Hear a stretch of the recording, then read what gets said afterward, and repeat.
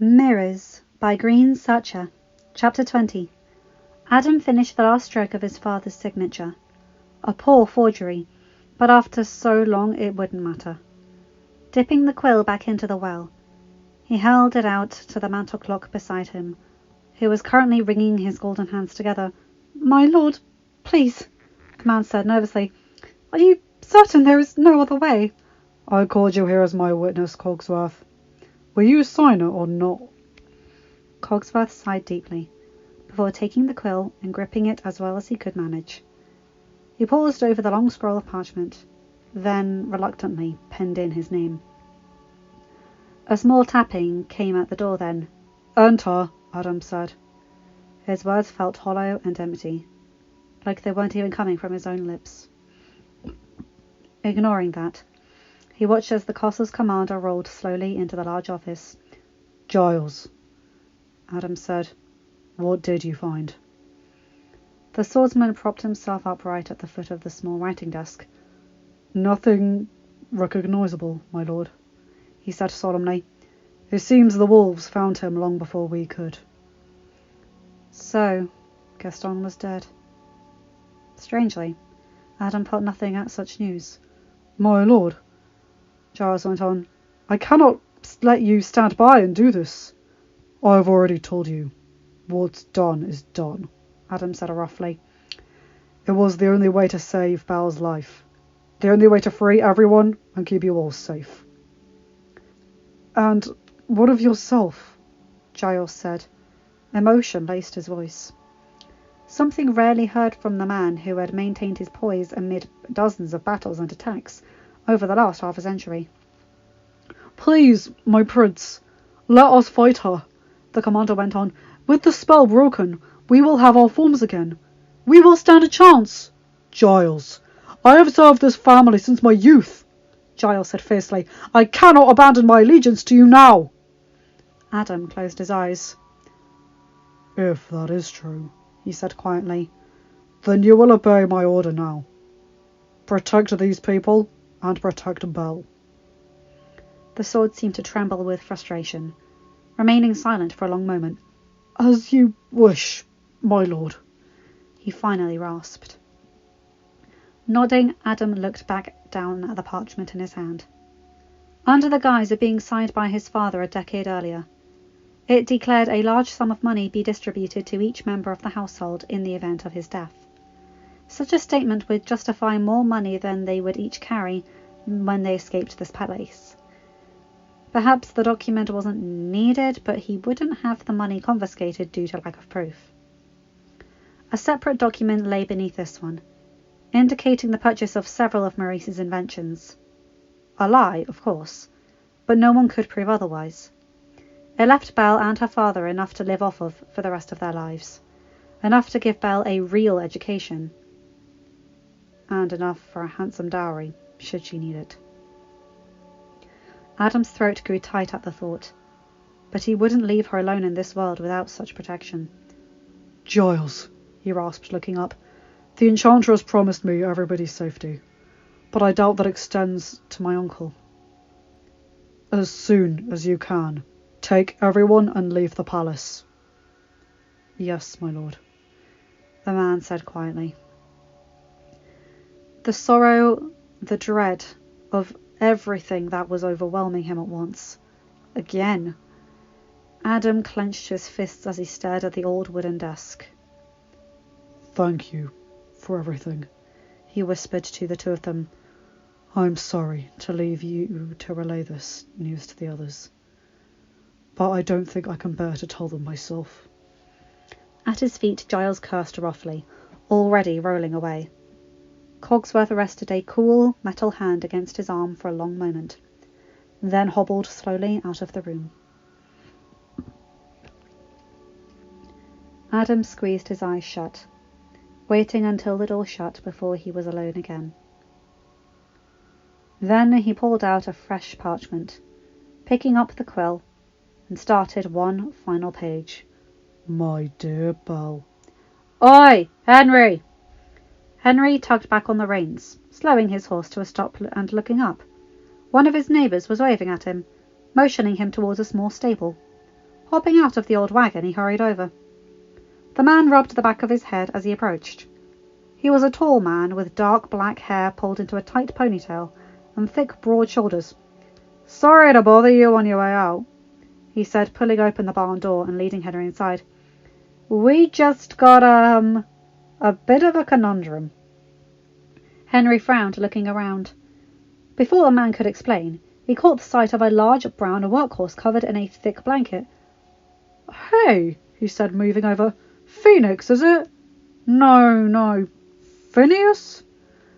The horse only stared at the floor and huffed. "Philippe?" The man tried, and at last the horse looked up at him. "Philippe, that's the one. What are you doing here, boy? Where's Belle?" His neighbour moved over beside him. "Thank goodness. Been asking everyone who passed, but no one seemed to know who he belonged to. Him and the other horse wandered into the yard while we were all sleeping last night. Set the animals into a frenzy. Thought a wolf had gotten into the shed." Henry ran a hand over Philippe's neck. "The other horse?" The man nodded towards the back of the stables. A dark black horse stood there, padding nervously against the ground. "Won't let me near it. Would only let the girls get close." Henry hummed. He didn't recognize this horse, and he'd already replaced the shoes for each of the palace's horses, so it didn't come from the palace. "I don't know who that one belongs to either," he admitted, "but if they came together, I can probably figure it out." His neighbour hummed. "Good luck getting close enough to try. I'm glad this one would let us near at least. Was half frozen when he showed up. Been keeping a kettle on all night to try and warm him up." Henry looked back at Philippe's own trough, filled to the brim with warm, steaming water. "Thanks, Hugh," he said sincerely. "I'll give it a try with the other one." The man nodded, watching from a distance as Henry approached the strange horse. It neighed in alarm at the sight of him, shaking its head and rearing back against the barn wall. Behind him, Hugh sighed. Henry looked back at his neighbour, a large man like himself, but with thick, dark hair. Then he turned back to the horse and wondered. Pulling off his hood, he tried again. The horse stilled for a moment, neighs fading at the sight of Henry's blondish beard and locks. He moved over slowly, and it let him reach for its reins. "There we are," Henry said gently. He ran a hand over the stallion's neck, and sensed it calm in an instant. He looked over the animal again, checking its shoes, felt over its back and side. And that's when it cried out again. Henry pulled back quickly, then resting a hand back carefully against the animal's side. It was swollen, right where a rider would kick the horse into a gallop. When he checked the other side, it felt the same. There was even one spot that felt like an old wound where a sharp heel had broken through the skin. His suspicions were right. With all the horses he had been brought in for reshoeing, he had seen this on occasion in the past, and it always made him angry. This horse had been mistreated, and he had a feeling whoever owned it looked something like the man behind him. "Poor fella," he said, running his hand back over the horse's neck and making up his mind. Whoever this horse belonged to was not getting him back. "Sophie, will he be okay?" Sophie managed to tug the last of the long bandage around Max's belly, her hands trembling with unexplained nerves. She looked back over at the little teacup beside her. "Yes, I think so." Chip was already beside the large dog, cozying up against his neck. Max nudged him weakly with his wet nose before pushing his eyes shut and resting his head atop the rug beside the fire. "And Belle?" Chip asked anxiously. "Will she be okay too?" Sophie glanced towards the stairs, imagining the dark halls of the West Wing some distance away. "You will all be fine." Shouldn't he have said "we will all be fine"? She thought nervously, recalling the prince's words. If that hadn't worried her already, the master's actions that morning would have. He had left his room briefly at first light, and seemed to be doing his regular rounds of the castle, adjusting a picture frame here, repositioning a living chest there. Yet the way he had held Chip's small, sleeping form against his chest, the way he had rested his giant pot against Mrs. Potts' lid for far longer than normal, the way he had given Sophie herself a trembling hug. No, something definitely wasn't right. Sophie? She looked back at Chip and tried to keep her voice even. Yes, sweetie. Belle will be okay too. Standing, she moved over towards the kitchen window, peeking out towards the gates. The sun had risen some time ago, and she had been checking the path every few minutes in anticipation. But like it had been all morning, it remained still and empty. Sighing nervously, she moved back to the hearth to keep an eye on the injured animal and the now sleeping boy. She sat slowly on a hard bench nearby, wringing her hands together as she stared at her stiff metal fingers. At last, rolling wagon wheels pounded in the distance. She was on her feet in an instant, sprinting towards the gates at the sound. Henry, she breathed in relief, pulling open the heavy gates as he slowed to a stop. You're back. He smiled wide, hopping out of the wagon and reaching for her hand. He gave it a quick kiss, then nearly ran back to the wagon in a boyish excitement. A moment later, he guided a large ebony horse round the front, patting its neck fondly. Have you seen Jack? He asked eagerly. I got a gift for him. Momentarily forgetting her worries, Sophie stared at the giant creature. The horse? She asked in bewilderment. Yep, he said proudly, placing both hands on his hips. Oh, and Philippe was all the way out in Beaumont too, he said, fading. Gee, that's probably why you're out here, huh? Belle must have been really worried about him. Henry, she said, feeling her anxiety return in full. She couldn't cry, but in that moment, she wished she could. He stood still for a heartbeat, then dropped the reins and returned to her side. Something's happened, he realized, hesitating for a moment before resting his hand on her arms. Sophie only nodded, feeling suddenly and completely overwhelmed. Yesterday felt like a nightmare. After the prince had sent Belle away, she had wandered the dark halls alone like she used to, unable to bear the quiet sobs of the others, trying to comprehend that her life would be over by spring. But even worse, thinking of how Henry would be left alone once again, how he'd lose his son a second time, and how there was no way to even explain it to him. And it was then that she realized how much she already cared for him, and how none of her hopes there could ever come true. And now, even though Belle was back, safe and sound with their young master, something still felt terribly wrong. I'm so sorry, Henry was saying, looking at his feet. I didn't realize. Before, I should have noticed you were upset. Well, it's kind of hard to tell how I'm feeling when I don't have a face, she choked out. She brought two hands to where her face would be, covering it in shame. Nah, it's my fault, he insisted, rubbing a thumb across her cold metal arm. He looked over her shoulder, frowning. What happened? Jack is safe. We all are, she assured him quickly. But the enchantress, she must have been here. She must have done something that made the master send her away. Send who away? Belle. Henry furrowed his brows. I saw a wagon on the path, he said seriously, even through his confusion. Thought maybe someone had just abandoned it there, since it wasn't too far from the trail. I was so excited to get here. I should have checked it first. It was so awful, Henry. We all thought we were going to die, she was going to say, but the words were cut off in her throat. She cringed, knowing she couldn't even explain that much to him. Henry looked puzzled, but didn't pull away. I thought I was going to lose you. Her mind cried out. She shook her head in frustration. The curse, she said in regret. It won't let me explain it. He pulled her a little closer, letting her head rest against his shoulder. It's all right. You don't have to explain. I believe you. Sophie let her vision fade, overcome by his embrace. She hadn't been held like this in so long. Yet, how could Henry bear it when she was so stiff and cold? You can feel this?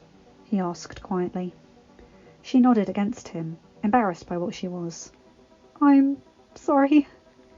Before she could finish, he pulled her closer, resting a hand against the back of her helmet. And this?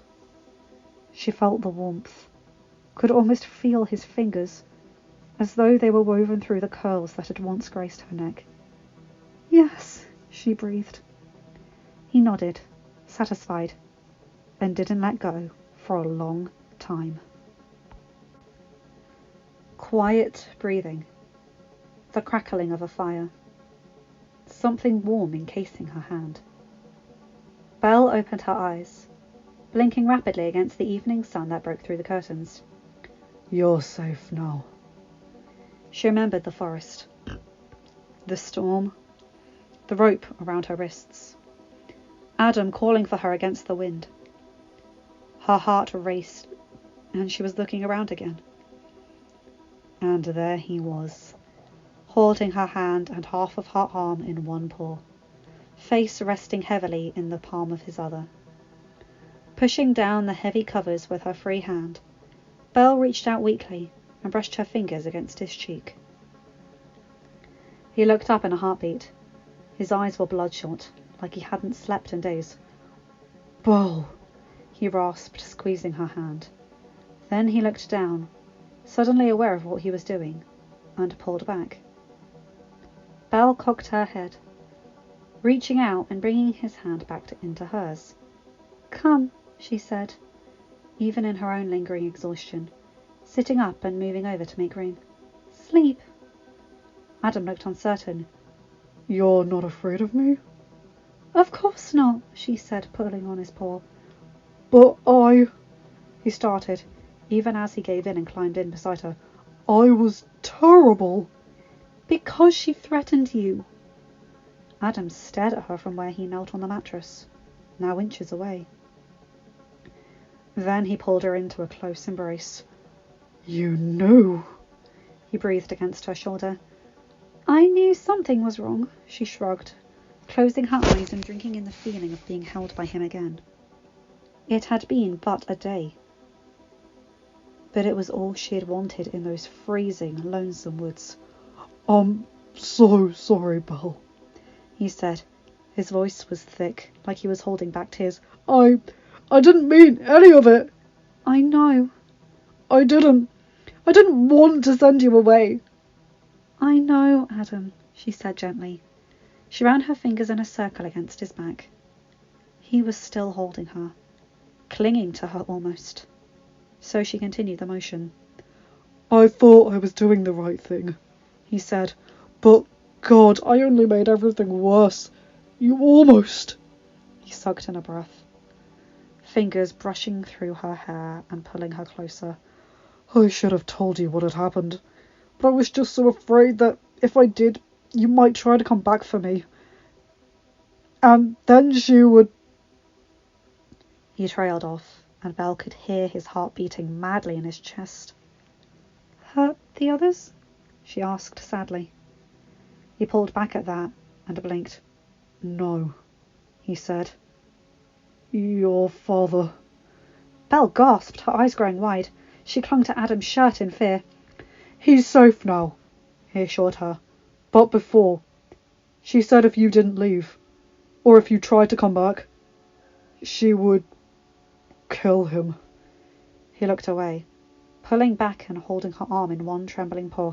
She almost did, right in front of me. Belle reached for her heart. Oh, she said breathlessly, staring at his chest and trying to quell the pounding in her own. Adam pursed his lips, but went on. I couldn't bear to see you lose him too, he admitted quietly. Belle's heart finally calmed. She looked back up at him and realised what he had done for her. Oh, Adam. Don't you understand? She asked, touching his face once again. I couldn't bear to lose you either. Adam squeezed his eyes shut and fell quiet for a long moment. Then he reached for her hand against his cheek, holding it tight. Don't say that, he whispered, finally opening his eyes. Why not? Belle asked nervously. He returned her hand to her slowly, then pulled away, swinging his legs back over the side of the bed and staring absently into his lap. Heart racing once again, Belle slowly followed, clenching her fists briefly as she reached out a hesitant hand. Adam caught it quickly, pulling her hand into his lap. His paw was trembling. She's coming for me, Belle, he said blankly. Coming for? She repeated in confusion. She felt the panic well up in her chest, her heart flying into her throat. What do you mean? We're together now. Everything's going to be fine. Adam gripped her hand harder. I had to agree to... He trailed off, reaching for his throat and looking sick. Sick with fear. Sick with shame. Why? Belle wondered anxiously, leaning over and searching his eyes. It was the only way, he amended. He reached into his chest pocket, pulling out a letter and handing it to her. Belle frowned, holding 2 thick, folded pages between her fingers. Her name alone was inscribed on its surface. A wax seal on the back that still felt faintly warm. I've explained what I can in there, but the curse won't let me relate it all, Adam went on. His voice was hoarse. The others, though, they could explain everything once. He trailed off again and swallowed roughly. Belle stared at the letter, then looked back up at him, heart thundering in her chest. Once what? He stared at her, eyes sadder than she had ever seen them. Once I'm gone. Belle's heart grew cold, and she finally realized what was happening. She knew he had been threatened, yet here she was, safe in the castle, her father no longer in danger. And there was no way the enchantress would have allowed it without something else in exchange. Something that would take Adam away from her. Suddenly Belle couldn't breathe. No! She managed again before shaking her head madly. No, you can't! Belle! Please! She gasped, dropping the letter and gripping his shirt in desperate hands. Please don't leave me! She was sobbing, tears soaking into his shirt as she pressed her face against him. He wrapped his arms around her in silence. A terrible silence. A silence that meant he had no other words of comfort to offer. And so, in that moment, Belle calmed her cries and breathed the only words she could think of that would keep him with her. The words she couldn't bear to keep inside any longer. I love you. Adam gasped. She sensed him look back towards the ceiling, arms trembling around her for several heart-thumping moments. Then, leaning down, he brushed the tears from her cheek with a soft thumb and spoke. I love you too, he whispered, and I always will. At once, the room grew dark. The sun had disappeared behind the distant horizon, yet not a moment later, Belle was blinded by a vibrant light and deafened by a harsh crack. Forcing her eyes open, she looked up. That rose in the corner. It was glowing brighter than ever before. Its cloth had fallen away. The glass case now shattered along the ground. Heart racing in fear, she looked back at Adam. His eyes were squeezed shut, fingers gripping her tight as he struggled for breath. Adam? Belle asked in fear. A violent tremble coursed through his body once, then twice. The second time his arms lost their hold on her as a terrible groan flew into his throat. "Adam, what's wrong?" she cried, trying to hold him up.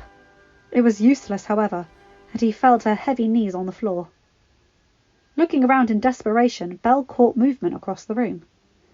Beside the rose, 2 delicate fingers appeared in the shadows, reaching for its thin stem.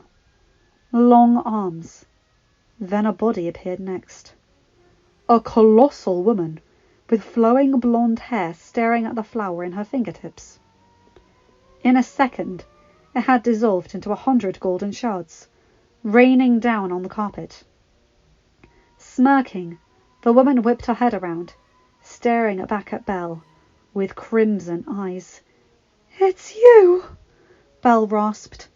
Beneath her, Adam's massive fawn was shaking madly, his face contorting as if in terrible pain. She looked down at him in fear, then back up at the enchantress before her. "What are you doing to him?" she cried. The enchantress laughed.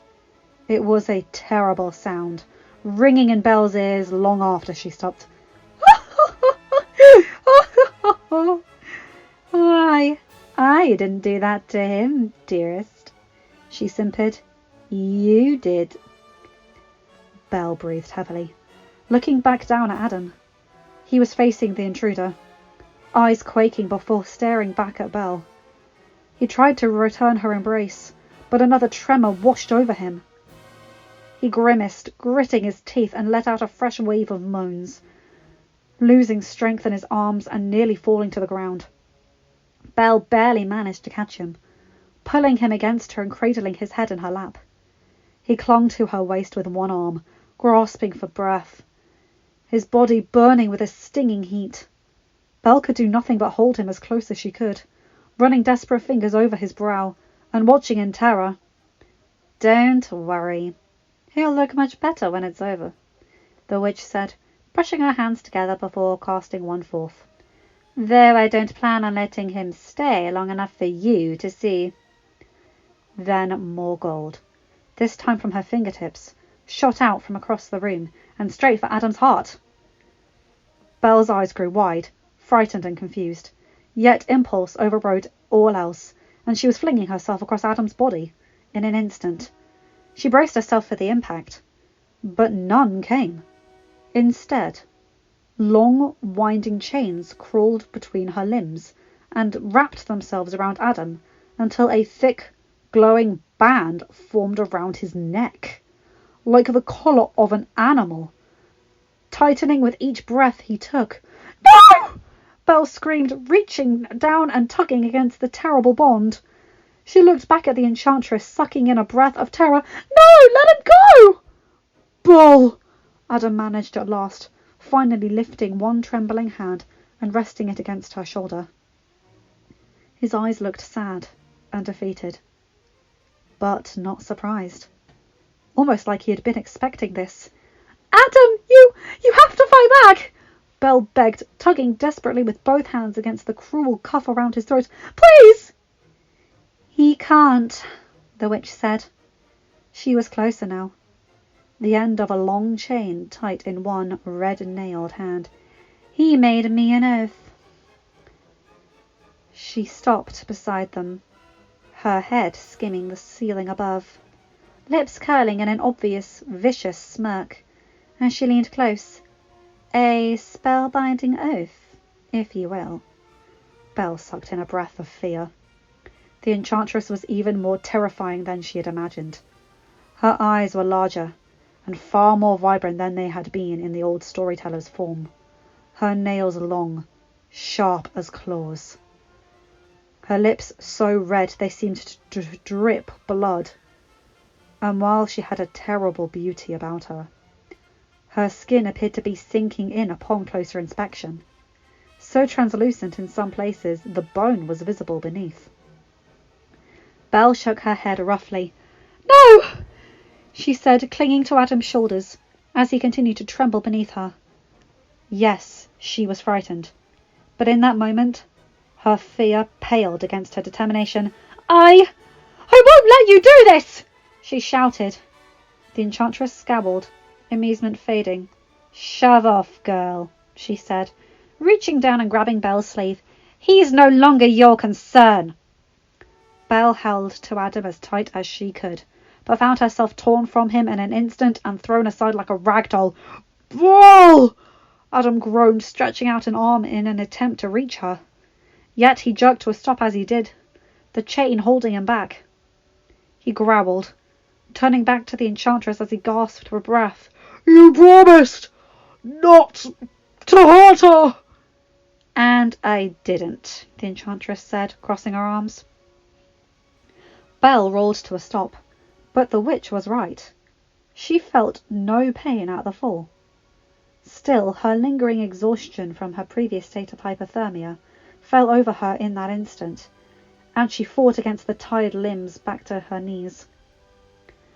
"I am bound by this as you are, my dear prince," the enchantress was saying, "just as bound to cause no harm to them as you are bound to do exactly as I say." She paused, narrowing her eyes as she stared down at him. "Now get up." Adam, heaving in several shallow breaths, rose slowly onto shaky feet. He looked different, thinner somehow, skin sagging like he hadn't eaten well in weeks. He looked back at Belle, then, breathing heavily, eyes longing to go back to her. Belle crawled forward, reaching out to him, but something stopped her. She felt the strange force beneath her, and her heart sunk into her chest. An invisible wall of bricks, exactly like Adam had described. Yet, this time, it was a wall made for her. Beyond the barrier, between them, the enchantress sighed. "Pathetic," she huffed, turning back towards Adam. "Come, beast." "Adam!" Belle begged, sobs building in her throat once again. "Please!" "Leave her," the enchantress ordered. He watched Belle in agony for a moment, then turned away, legs seeming to move on their own in reluctant obedience. The enchantress pulled something from within her heady robes, dropping it at their feet. In an instant, an enormous frame sprouted from the floor, and within it, a strange sheet of glass, filled with a swirling, dark fog. Adam was still shaking, bracing himself against the frame. "No!" Belle thought in desperation. "There must be some way I can—" "Wait!" she shouted. The witch turned back in annoyance, cocking her head at her. Belle clenched her fists, trying to quell her fear, barely thinking before she spoke. Take me instead," she offered. "Belle!" Adam gasped, looking back in horror. "No!" The enchantress only laughed. "I have no interest in you," she said before turning back to Adam. "Didn't tell her yet, did you, dearest?" Adam was staring at the ground now, eyes wide. She tugged the chain in her hands, forcing him to face her. "You see," she went on, tilting her head to the side and pulling him close, before grinning back at Belle. "He agreed to marry me." Belle's heart grew cold. Then disgust and a sudden anger flooded over her as the reason for Adam's earlier shame became clear. "Agreed," she said hollowly, trying and failing to breathe. You've forced him to." She stopped as Adam groaned again. He grabbed at his temple and lost hold of the heavy frame. "Adam!" Belle cried, pushing with all her might against the wall between them, watching helplessly as he fell to his knees once more. And that's when she noticed it. The small clumps of fur along the ground at his feet. The empty patches against his ever-thinning limbs. She stared, wide-eyed and horror-struck at the sight. "Ugh, how disgusting," the witch said, wrinkling her nose. I wonder how long it will take you to change back." She paused, tapping her fingers against her lips for a long moment, before pressing the tips of all 5 against the tall mirror. The mirror glowed bright, before fading into a strange black glow that lined its edge. Looking back at Belle, the enchantress narrowed her eyes. "I wouldn't stay around here much longer, if I were you," she said. "I won't stay away forever." And, at that, she tossed the end of the chain into the mirror's swirling darkness. "Please!"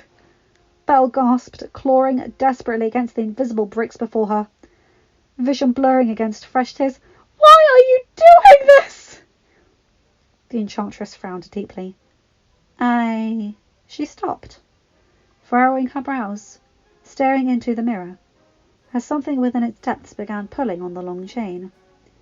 Then she scoffed, turning back and glaring at Belle. "I don't have to answer to you." Then, without another word, she stepped into the mirror and vanished. "Wait!" Belle gasped, the chain shortening with every second.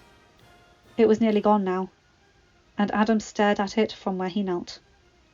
Then he looked back at her, eyes wide, opening his mouth again, as if to speak. But before he could, he was jerked backwards, and falling into the mirror's depths, he disappeared. "No!" Belle screamed, throwing herself against the wall.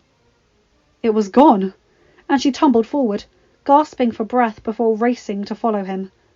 But she had only reached another barrier, the mirror's glass, that no longer showed the strange fog, but her own dim reflection. She pressed her hands against its surface, cold and smooth. "No!" she choked out. No, please, come back," she begged. Adam's room grew darker in response, the air now silent as death. Belle stared at her own weak figure, fingers trembling against the glass. She dropped slowly to the floor, fingers brushing something soft where she sat. She looked down and gasped, those bits of Adam's fur lingering beneath her fingertips. At her touch, however, they dissolved into a golden glow, much like the rose. Terror flooded her heart. The man she loved was hurting and gone, torn from her right when she had gotten him back, thrown into an unreachable darkness, the same place that had long ago taken the king, now lost for a decade. A place she didn't understand, a place no ordinary person could possibly reach alone. Belle felt fresh sobs in her throat. "Please, come back," she whispered, leaning against the mirror where she sat. She pressed weak fingers back against the glass, willing it to let her through, while knowing full well it never would. Somewhere in the distant parts of the castle, cries of joy had broken out, drowning out her own cries of heartache. Sophie sat in the gardens, watching the sun settle against the horizon. She didn't feel its warmth like she used to, but she somehow felt warmer than she had in a long time as she sat there and remembered that morning, remembering the feeling of Henry's arms holding her close, and how much better it had made her feel. Perhaps things weren't as bad as she thought after all. She was so lost in thought that she barely noticed the sound of footsteps until they were upon her. "Whew!" Henry sighed, stopping and settling his hands on his knees where he stood. "I never realized how hard it was to putting a kid to bed." Sophie giggled a bit, scooting over where she sat to give him room. He smiled, joining her on the old stone bench. "How many chapters did he make you read?" she asked. He flushed a little. Well, actually he read me one of them from one of those adventure books for a good hour," he admitted. "Never did learn my letters too well." He looked over the gardens and smiled. "He's so bright, just like his mother." He stopped, cringing and staring at his feet. Sorry." She cocked her head. "What for?" He grimaced, looking over at her before staring back at his hands. A couple of years after Virginie passed, I got lonely, I guess, he shrugged. Tried courting a few women, but, well, they'd all get pretty upset any time I mentioned her. What? Sophie asked in shock. He shrugged again. I get it. No one wants to hear an old widower's regrets. No woman wants to be worrying he'll be stuck in the past. He frowned deeply, wringing his hands together. But she was a part of me. I can't just forget she existed. Couldn't just forget I'd lost her. He swallowed, closing his eyes. I had a hard enough time as it was just courting again, without feeling like I was betraying her memory. To never speak of her again, I couldn't do that. I don't want to do that. Of course not, Sophie said gently. And she meant it. It was strange. She'd never felt this way for anyone before, and would have expected to feel some jealousy towards the woman who had first claimed Henry's heart. But, instead, she felt nothing but concern. Nothing but a desire that he find peace. Something brushed her hand, breaking through her thoughts. Looking over, Sophie realized he had covered her metal gauntlet with his warm fingers. Still, he went on, finally looking back at her, I would like to try again. Henry, she breathed, looking down at his hand over hers. I'm made of metal. Wait, you are? He asked, a small smile tugging at his beard. She chuckled, even as her heart pounded in her chest. No, I don't have a heart, she recalled. Sophie, he went on seriously, if the gal I fall for is metal, then, well, I'm not gonna run away from that. Even if, it means giving some things up. Much rather have that than be with someone I don't love. Sophie stared at him. Something was definitely pounding in her chest now. He grimaced, scratching the back of his head. Sorry, he said quickly, looking away. Maybe I'm being too... You love me? She asked in surprise. He looked back, staring at her with those deep, brown eyes. I think I'm starting to. Before Sophie could answer, all went dark and cold. She gasped, looking around at the now dark grounds. The warmth of Henry's hand suddenly gone. I can't see, she gasped, her voice suddenly loud in her ears. Henry, where are you? That thumping in her chest returned tenfold.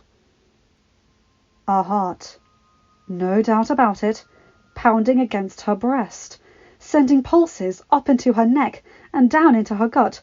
I'm right here, Soph, Henry said earnestly, while her own voice rang in her ears. His seemed strangely distant. Something shook around her, like a strange metal encasement. And then she realized it. Henry, she said, take off my helmet! All right, he said, obviously confused. Something clicked just above her head, and then a faint light of evening appeared before Henry's face appeared in the opening. He gaped in shock.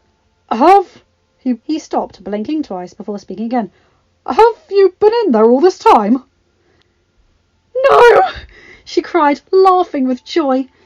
She tried to pull her head through the opening, but she could barely move her stiff arms. No longer encased in the armour itself, she was far too small to move in the stiff metal like she once could. Henry, she gasped, I can't move. Can you? He was already twisting off the gauntlets before she could finish, then proceeded to unhinge the sides of the breastplate. As soon as they fell away, the dim gardens returned, and so did Henry. He was staring at her now, eyes wide as saucers, fingers trembling. Sophie reached up. Hair between her fingers, soft cheeks, warm, full lips. Oh, she gasped. Oh. She pulled her hands away, staring down at herself in wonder. She still wore her old maid's uniform, and where cold metal gauntlets had once been, were the golden brown arms and fingers she hadn't seen in years. Dropping the armour in his hands, Henry continued to gape. "Whoa," he breathed. Sophie grew still, staring back down at her hands. So petite compared to the gauntlets he had just removed. I must look a lot different than he would have expected. "You're beautiful," he blustered, breaking her from her thoughts. Then his own pale cheeks turned a vibrant red that burned even through his thick beard. I like your hair." Sophie reached up and pulled a single black curl forward. It was so long. Had her hair continued to grow all these years?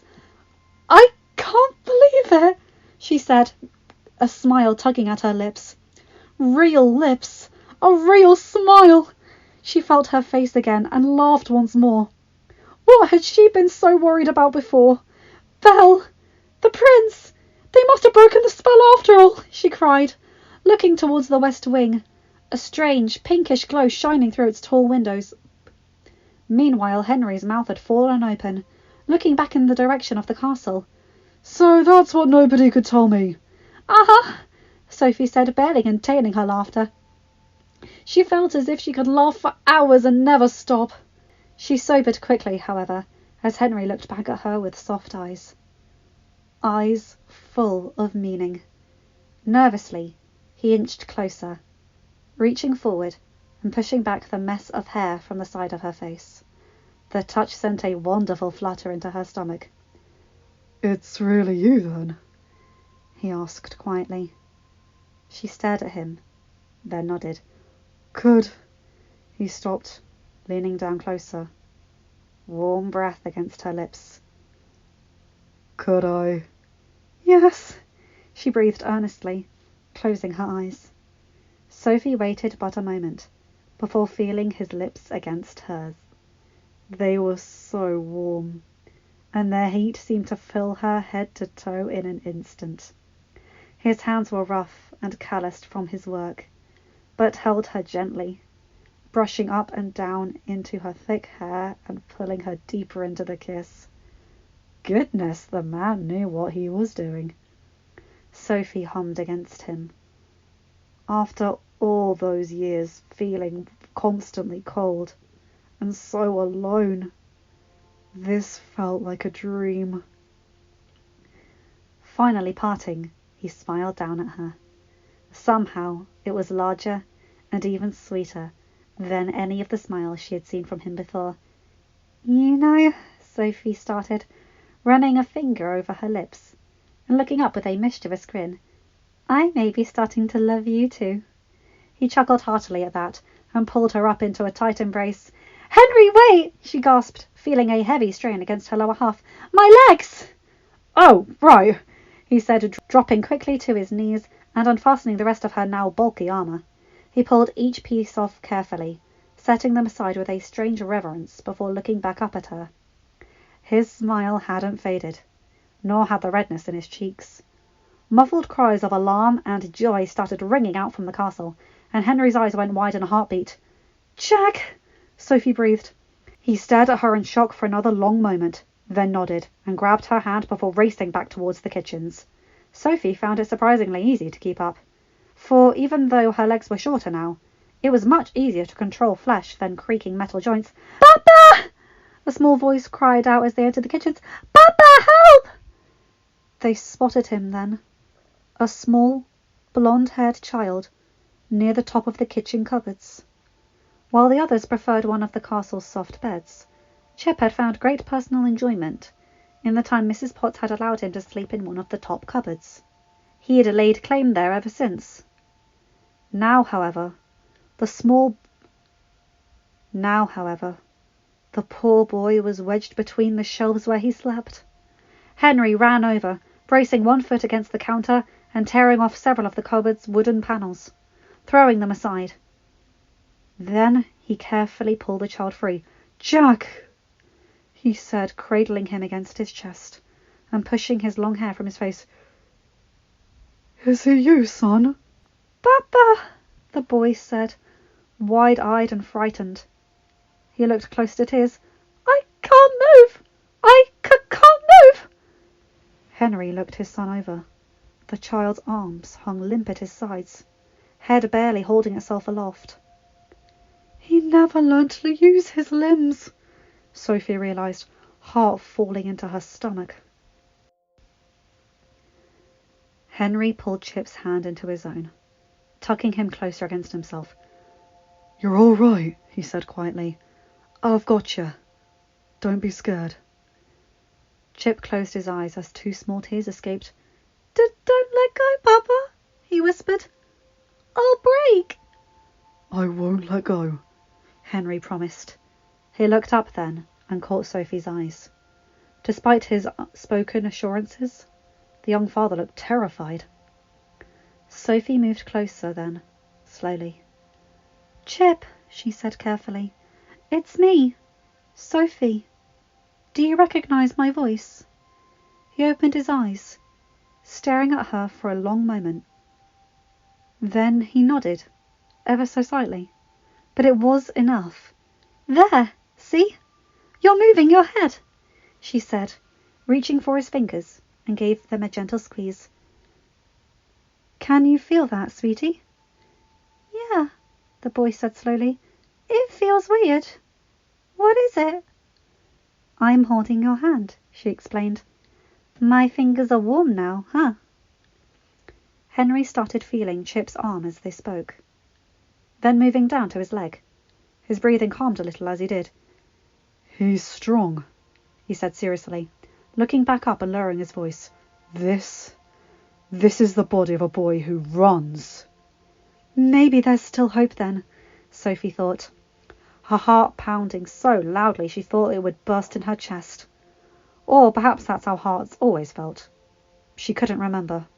We should get him to the doctor, she told Henry. Papa, Chip said, looking down at himself with wide eyes. What's going on? You're... So Henry trailed off, now fighting back tears of his own. He sucked in a breath. It's all right. You're you again, you see? Got hands like your papa's, he explained, reaching for Chip's hand again and holding it in his own. Chip's eyes grew wide at the sight, but not in fear this time. I'm not a teacup anymore, he asked, as if putting the pieces together himself. His fingers flexed once, then twice, grabbing his father's thumb in a weak grip. Look at that, Henry cried. You're doing that, son. Chip stared at his hand for a long moment, then looked back up. Does this mean I can hold a big sword like you, Papa? Henry laughed, kissing Chip's small fingers and pulling him close. One step at a time, kiddo. Chip! A cacophony of cheers, chatter, and disjointed steps from the upper floors broke through the kitchen as the door above burst open. Where is my little boy? Sophie looked up, watching as a short, plump woman attempted to descend the tall steps. She gripped the wooden handrail like a lifeline, long white hair tumbling out of her bun, and face beet red as if she had been running for miles. Mrs. Potts! Sophie cried, racing up the stairs to her side. She gripped the woman's arm tight, reaching around her shoulder to steady her. Oh, Sophie! Still so lovely, Mrs. Potts said with warmth, reaching up to pat her cheek before gripping her arm with a tired hand. Bless your heart! I haven't used these old legs in... Oh! She cried, catching sight of those that awaited them below. Chip! Is that you? Chip looked around as they hobbled down the stairs. Mama, where are you? Here, love, Mrs. Potts said, finally reaching the bottom of the stairs with Sophie. She stopped, staring at the child in Henry's arms. Oh, look at you, she gasped, her eyes filling quickly with tears. Henry moved over carefully. Mother, he's not quite ready to move much yet. She nodded slowly, as though she wasn't surprised. I see. Chip stared at Mrs. Potts with wide eyes, watching as she reached up and cupped one of his cheeks. "You're my mamma?" he asked, uncertain.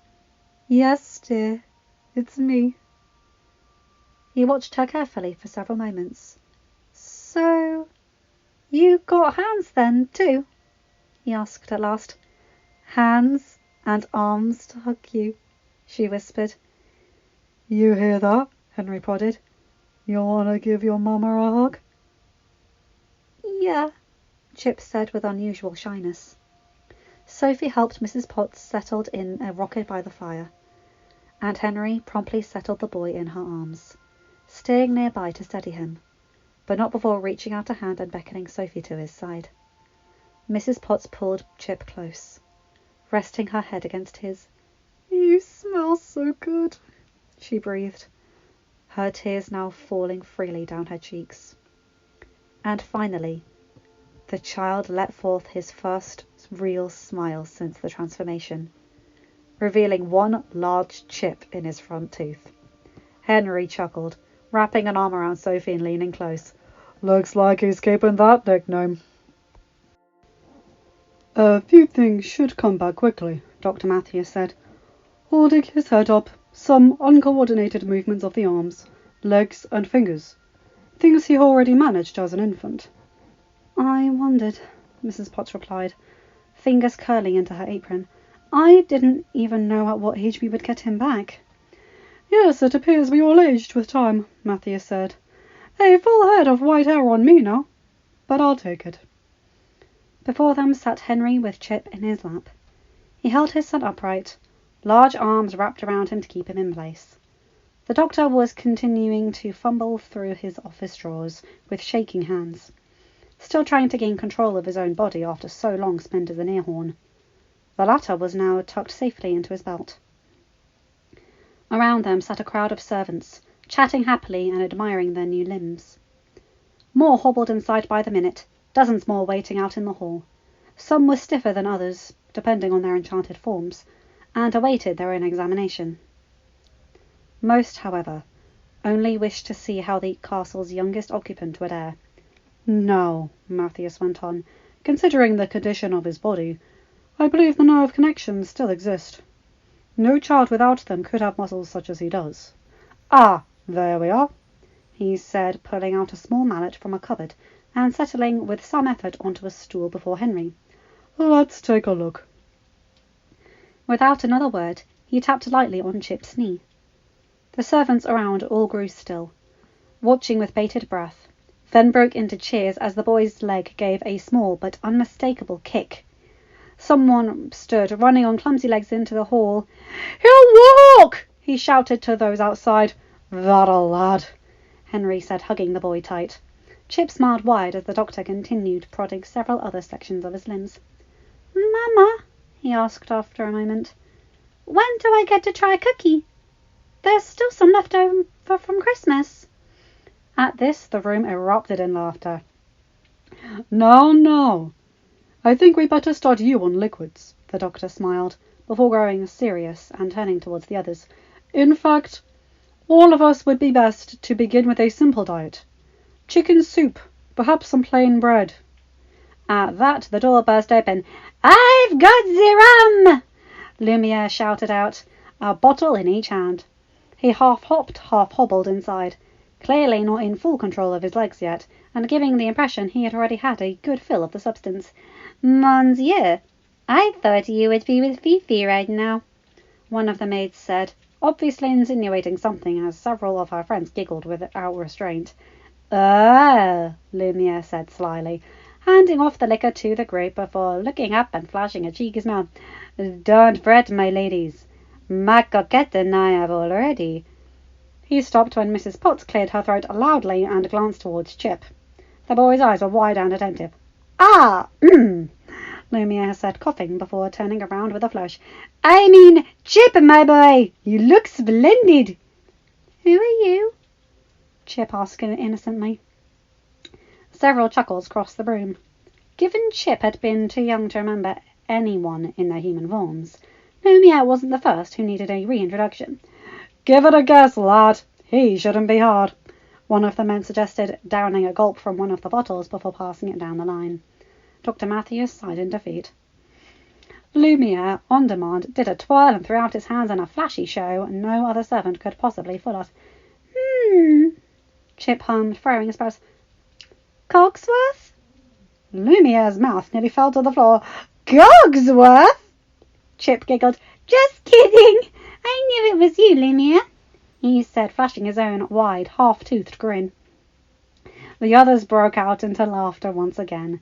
Henry most of all. Look at that, he cried, ruffling his son's hair. A real chip off the old block. The laughter only swelled in volume at that, along with a few groans. Once they all calmed again, Sophie looked back towards the hall. Hold on, she said, frowning. Has anyone seen Prince Adam? The others gasped before breaking out in excited chatter. One man, standing in the corner, sucking on a pipe, blew out a long puff of smoke before clearing his throat. No doubt he's still up there snogging his gal, he smirked. His wife, standing at his side, gave him a well-deserved smack. Oh, they've had long enough, said one of the other women impatiently. I want to see them! Mama! Chip's voice over the resounding chatter. What's snogging? I'll tell you when you're older. Make way! Make way! The crowd around the door slowly split apart. A large man attempting to waddle his way through. Cogsworth! Lumiere cried, spinning around to greet the man. As rotund as ever, I see. Cogsworth frowned. Lumiere, I really don't have time to... He was cut off, eyes growing wide as saucers, as Lumiere pressed 2 very wet kisses on each of the man's cheeks. Ugh! Cogsworth cried, shoving the man off, to the pure enjoyment of the rest of the household. Come, Cogsworth, Lumiere said, draping a lanky arm over his shoulder. Even you can't be serious at a time like this, he exclaimed, poking the older man on the nose, which had once held 2 large golden clock hands not an hour before. Lumiere, that was terrible, Cogsworth grumbled. Ah, it can't be true, for Fifi tells me that my kisses are assez magnifique, Lumiere cried, draping an arm across his forehead in false distress. Monsieur! Cogsworth finally shouted, red-faced and angry. This is no time for such show! All fell still at that. Cogsworth, Lumiere said quietly, sobering in a heartbeat, and placing a careful hand on his shoulder. My friend, what has happened? Cogsworth huffed out a frustrated breath, clenching one fist before pressing a palm to his face and staring at the floor. Sophie stood once again. Henry looked up at her in concern. The prince, she gasped. He's in trouble, isn't he? Cogsworth's shoulders sagged beneath Lumiere's hands. But... Lumiere started growing nervous. This spell is broken. Surely all is well. Yes, all is well, Cogsworth said at last, looking up slowly, at our prince's expense. A dead silence fell over the crowd. He has handed his freedom to the enchantress, in exchange for our safety and that of the mademoiselle, Cogsworth went on in solemnity. Each of you has been left with wages enough to survive a lifetime, and instructions to flee this kingdom. All remained still for a long moment. Then an old stable hand arose on 2 shaky feet. Like hell I'll leave, he said gruffly, holding up the rake he had once inhabited in defiance. Does that damn boy really think we'd abandon him? After all this? Never! The woman beside him cried, rising to her own feet. I! Shouted another. I! It wasn't long before everyone who could had risen to their feet, pledging their allegiance to their prince. Lumiere, filled with fresh energy from the others, pulled himself atop the closest table and spread his arms wide. All looked to him, eyes blazing with conviction. Screw your courage to this sticking place, my friends, he cried. Then his voice grew low, eyes dark and fierce. We've got a witch to catch. My dear Belle, I'm not sure how much longer we'll have together, but I must tell you what I can before it is too late. And I fear words can't come when I want them to. Belle held the page in a tight but shaky grip, still struggling for breath through tears, still kneeling on the floor where she had crawled back to retrieve the letter. The next few lines explained in greater detail what she already knew. How the witch had appeared to Adam at Abel's Peak, while they gazed upon the stars. How she had brought him to the woods and threatened him with Maurice's life. Why he had sent Belle away the next day, and why he had regretted it so much. And worst of all, how he had agreed to the witch's horrible agreement in order to save Belle's life. "This is all my fault," she wept, shaking her head in grief. She should never have come here. If she had just listened to Papa all those months ago and stayed home, she wouldn't have angered the enchantress and led Adam to such a terrible choice. Forcing her eyes to open and wiping back tears, she continued to read. "Belle, don't think for a moment that this is your fault," it said. Belle gasped, realizing he had known just where her thoughts might lead. "There's more going on here than I can explain," it went on, "for the curse won't allow it. But no, my fate was sealed long before you came. And when you find out the rest from the others, when you find out the truth about this curse, please know it didn't change anything. Not for me. I'm not sure if you realized it, but when you came, I was in utter despair. There was a darkness that had taken hold of my heart, and I was certain nothing could cast it away. But you did. You brought me back. You saw the person I thought I'd lost, and helped me find him again. And even with what's to come, I'll try to hold on to him, Belle. If only for you. I suppose by the time you read this, you will already know. But the truth is this. I love you. I love you so much. More than I've ever loved anyone. You are everything to me. My greatest friend. My closest confidant. The person I admire most. I never dreamed I would find someone like you. And I never knew all that love could be until I did. I admit, I imagined spending a life with you, even though that seemed too short a time together. Strange. I was always so afraid to say it. But now, I can't seem to stop the words from flowing onto this page. I love you too, Belle whispered, sucking in a breath before going on. Belle, everything you are is beautiful, and you deserve a full and happy life. I hope you can find it. I hope you and your father can find peace and safety, somewhere far from here. And I hope you can continue to study and paint and share all the goodness that you are with everyone you meet. I hope. Here, the strokes of ink seemed to falter, as though written with a shaky hand. I hope you find someone else who can make you happy. For while no man could ever love you as I have, I pray you find one who comes close. And if that means forgetting me, I'll understand. Belle shook her head roughly, tears dripping onto the page. I can't, she gasped. Oh, Adam, I can't. Please, though, if you can, forgive me. Forgive me for leaving you. Forgive me for failing to find a way we could be together. For I doubt I'll ever forgive myself. Adieu, my love. Adam. Reaching out with a shaky hand, Belle brushed her fingers over his name.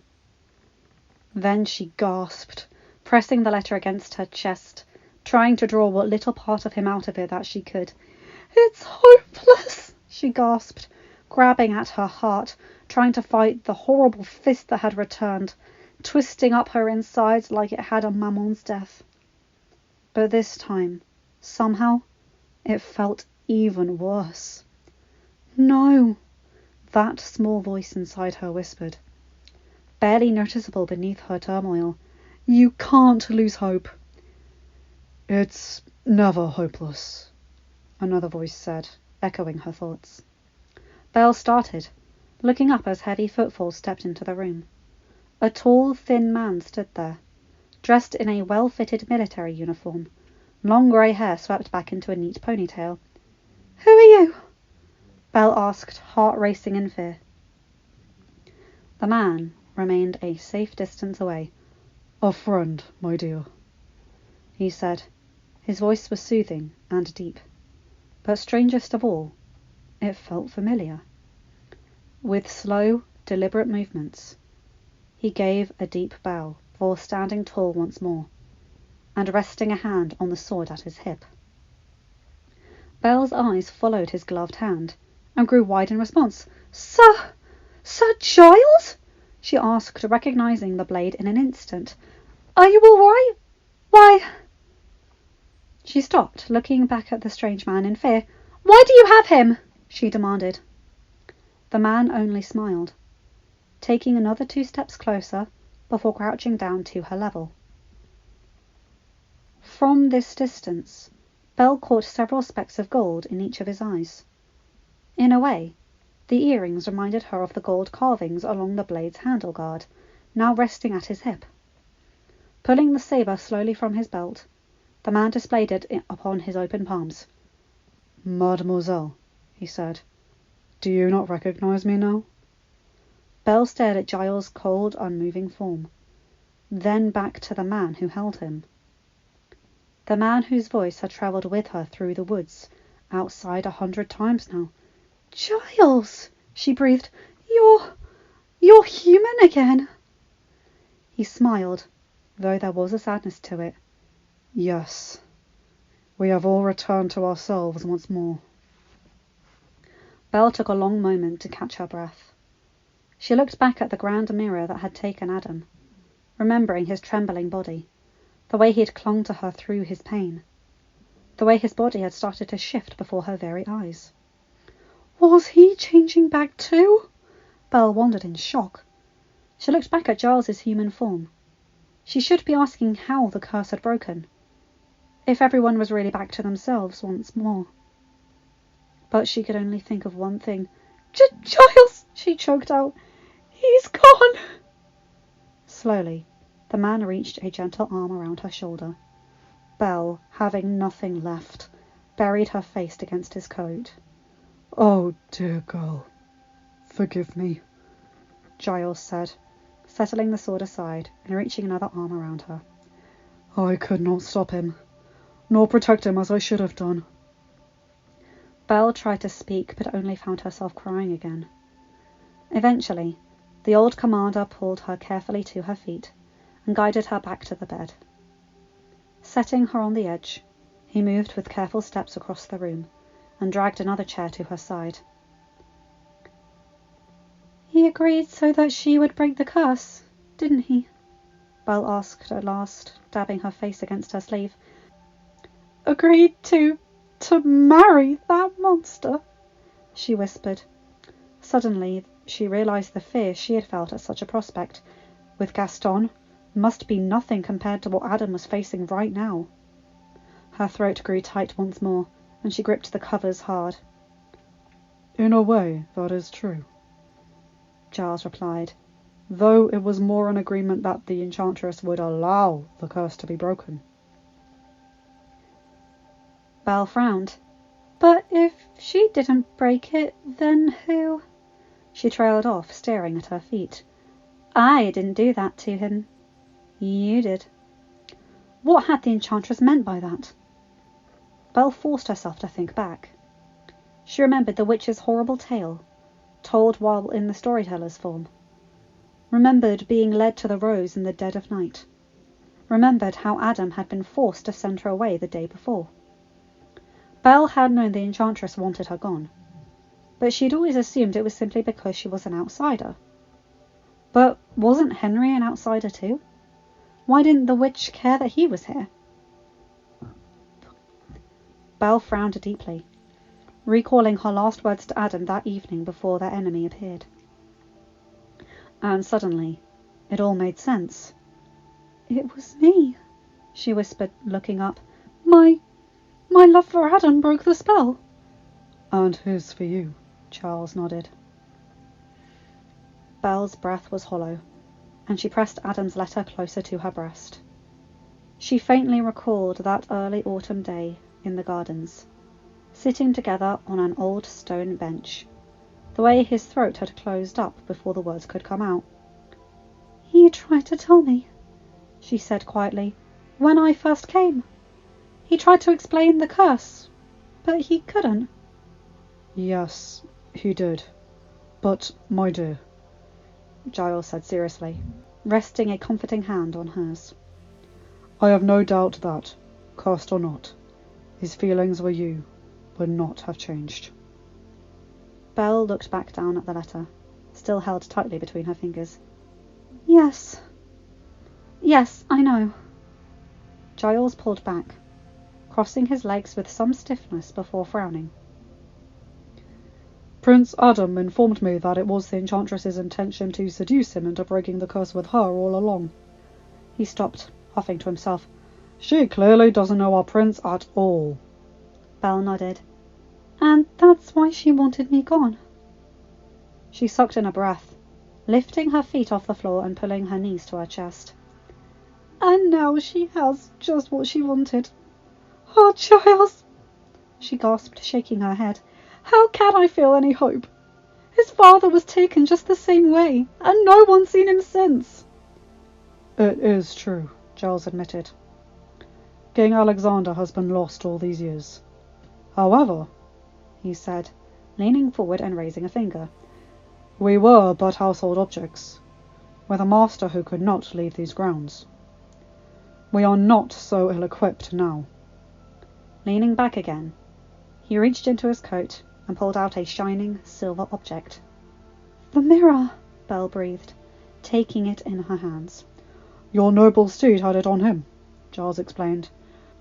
Henry found it upon retrieving the old boy from Beaumont. Philippe, Belle gasped, and Max are both well, Giles explained. Nodding with some relief, Belle looked back at the mirror in her grasp. She stared at it hard, heart beginning to race. Show me Adam, she asked quickly.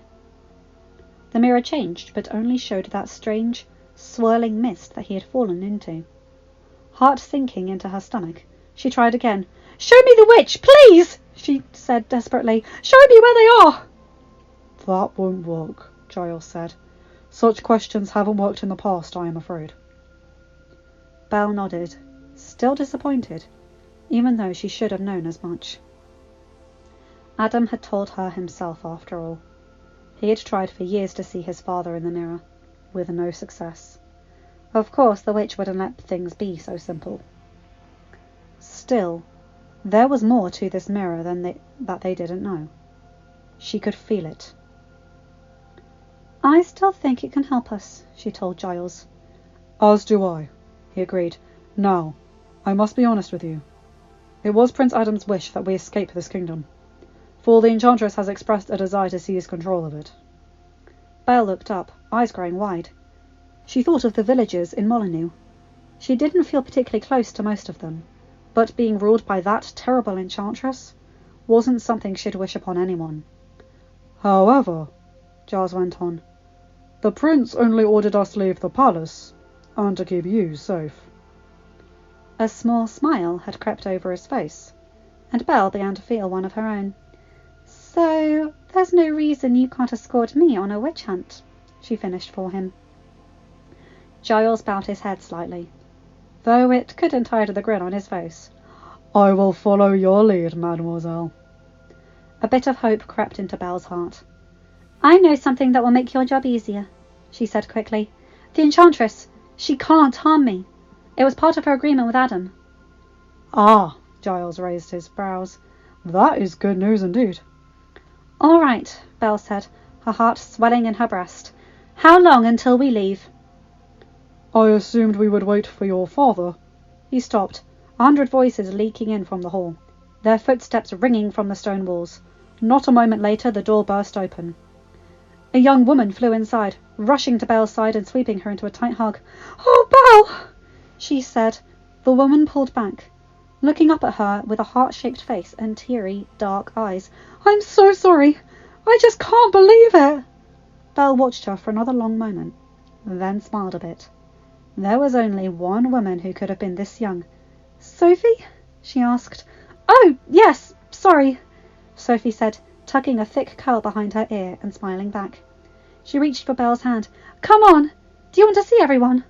They'll understand if you're not ready. What with—" She trailed off, gripping Belle's hand hard. "But they do so wish to see you." Belle felt her throat closing up again, and she bit her lip hard against fresh tears. She nodded once, letting Sophie guide her into the hall as Giles followed behind. She knew it was the same number of people as before, but with their human forms again, the servants were overflowing from the main landing and into the adjoining halls. Belle watched them, feeling like a stranger despite the fact that she knew each and every one of them.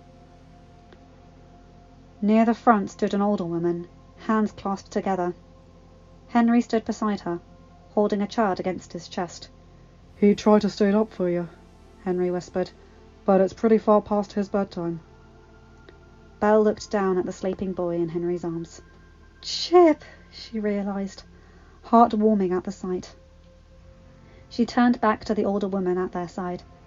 "Hello, love," the woman said, a distinct accent in her speech. "Mrs. Potts," Belle breathed. The woman nodded, pulling her into a warm hug. Belle had to bend down a good ways to retrieve it, but she held on for dear life. "Oh, my sweet girl," Mrs. Potts said as Belle finally pulled away. "You have saved us all." Belle bit her lip hard, everything that had happened that night pouring over her again. "No, Adam did." "You both did," a new voice spoke. Belle looked up, a man in a flashy orange jacket sweeping into a deep bow. Reaching for her hand, he planted a long kiss on it, before looking up with warm eyes. "Monsieur Lumiere," Belle said, managing a small smile. "Oh, I made it too easy," he said with a wink. Then he sobered, gazing back at those behind him. Some of them were smiling, others were in tears. Others still had looks of firm determination. And somehow, even though she couldn't tell who was who, Belle could feel that she knew each of them. Suddenly the crowds parted as a large woman shoved her way through. She towered over many of the others, finally hobbling out of the crowd and picking Belle up off her feet and into a soft, albeit fierce hug. "Oh, mon petit chou!" she cried. Her voice was like a song and resonated off the halls all around them. "Madame!" Belle said, gasping for breath. "Madame de la Grande Bouche!" she managed. "Is that you?" "Oui, dearest," the woman said, setting Belle back on her feet. She looked back down at her, large tears falling freely from her bright eyes as she ran a hand over Belle's hair. "Oh, mademoiselle, to think he is not here with you." Belle only nodded, sucking in a shaky breath and reaching out to embrace the once wardrobe again. As they parted, another hand brushed her arm. "Things will be all right in the end, love," Mrs. Potts said softly. Belle reached up, feeling fresh wetness on her cheeks. She hadn't realized she had started crying again.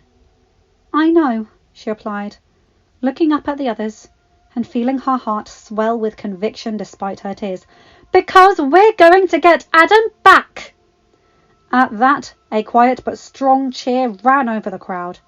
Belle moved towards them, walking through the thick clouds as warm hands and smiles greeting her. "You can count on us, mademoiselle," Lumiere said earnestly as he followed, "for anything you may need." Belle nodded. She gripped the mirror tight, staring down at it with hard eyes and picking up her pace. "Then the first place we're going is the library. End of chapter. Hi guys, hope you enjoyed that one. Oh my god. Okay, the curse is broken. Adam's gone. And oh my god, can I just say that scene with Sophie, Henry, and then them going to find Chip? One thing I love in this fic that I haven't mentioned yet that I've been meaning to is how maternal Sophie is with Chip without either of them realising it. Them becoming a family. And, like with Belle, knowing that she knew all of them despite their human forms. It's so beautiful. And, oh my god, again that scene with Chip and Sophie. When Henry was undoing her armour, when he said he loved her, even when she was still just a suit of armour. And then he undoes her breastplate and sees what she looks like, and he's just like, oh my god, you're beautiful. And then Chip saying he'll break and asking Henry not to drop him. Oh my god, my heart. And how everyone was crowding around the doctor's office to see if Chip was okay. Oh. You guys know I have a weakness for family dynamics, and I just adore this. They're one massive family now, and I love it. And oh boy, Cersei better brace herself, because I think she's vastly underestimated the force that she's up against. And oh, you guys are going to see the next couple of chapters are really good. Anyway, you know the drill. Like, comment and subscribe, and hit that bell to get notified for whenever I upload a new video. Have a good day, night, or whatever time zone you're in. Take care, my guys, girls, and non-binary pals. I'll see you in another video. Bye!